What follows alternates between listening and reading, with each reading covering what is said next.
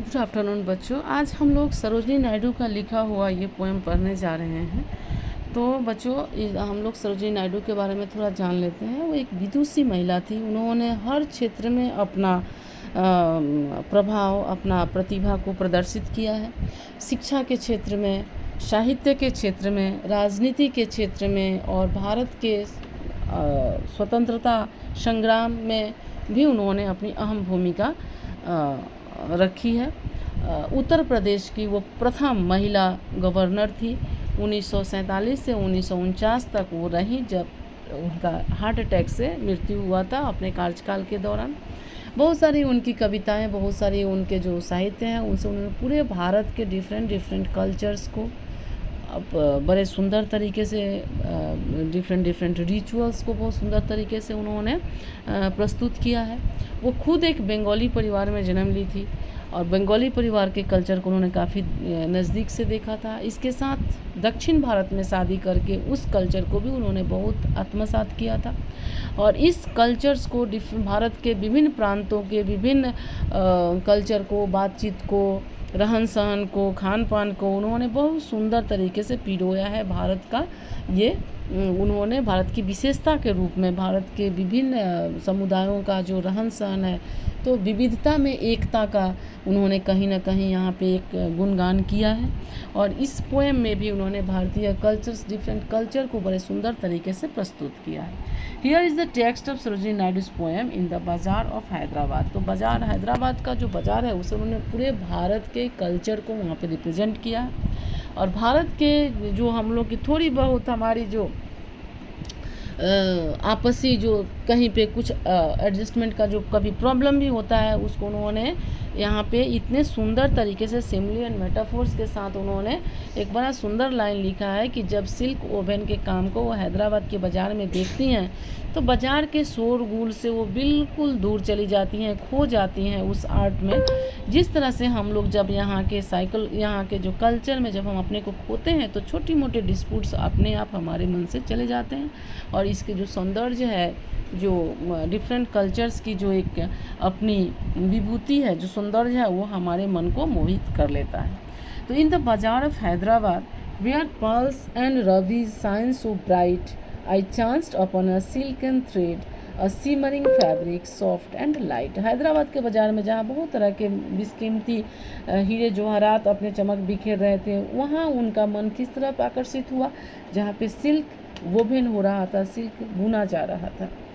The weaver's fingers moved with a skill as he wove a tale of love and might, in intricate patterns, fine and still, a testament to his art and sight।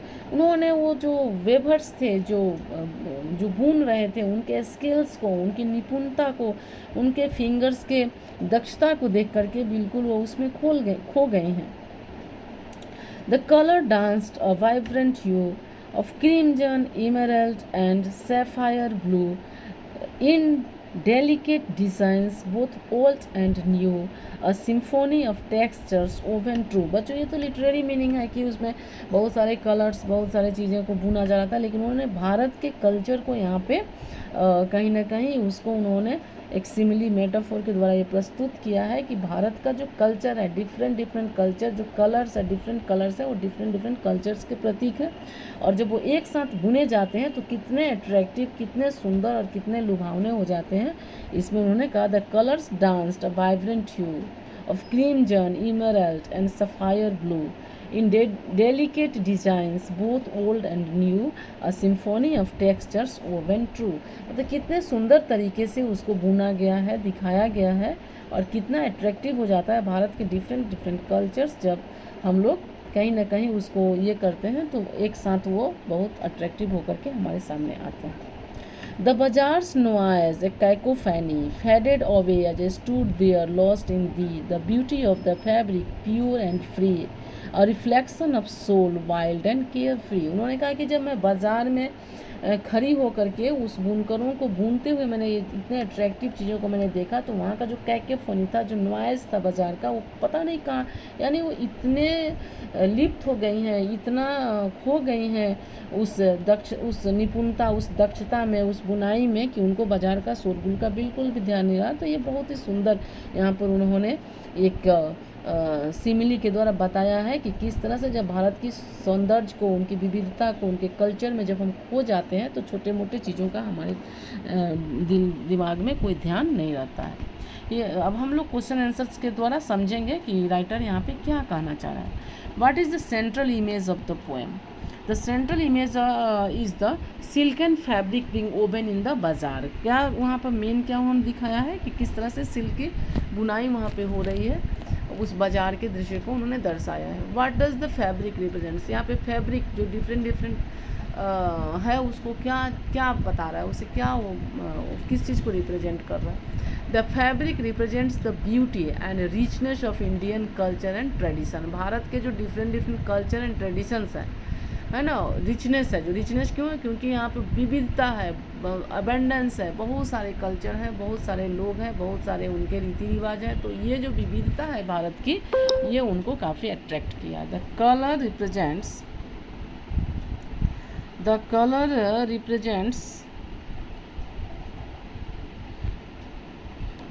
represents the बहुत मोटा हो गया।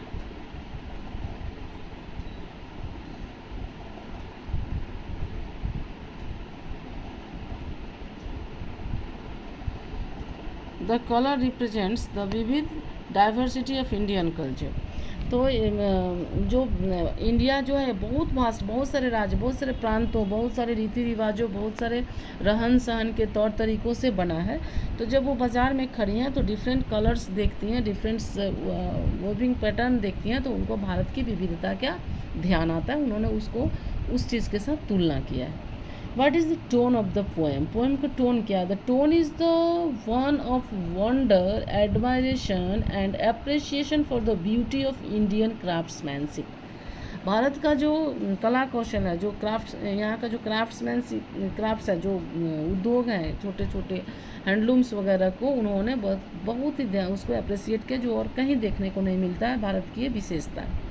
What literary devices does Sarojini Naidu use in the poem? क्या कौन सी literary device use किया? तो Naidu uses the range of literary devices. कौन कौन सा? इमेजरी, किसी से फैब्रिक के डिफरेंट कलर्स, डिफरेंट डिज़ाइन से उन्होंने क्या किया? इमेजरी वहाँ पे रिप्रेजेंट किया। मेटाफोर, उन्होंने कंपेयर किया है fabric and tale of love and might से, उस चीज़ को किस तरह से कंपेयर किया है, ये मेटाफोर है। पर्सोनिफिकेशन, उन्होंने पर्सोनिफाइड किया है। क्या पर्सोनिफाइड किया है?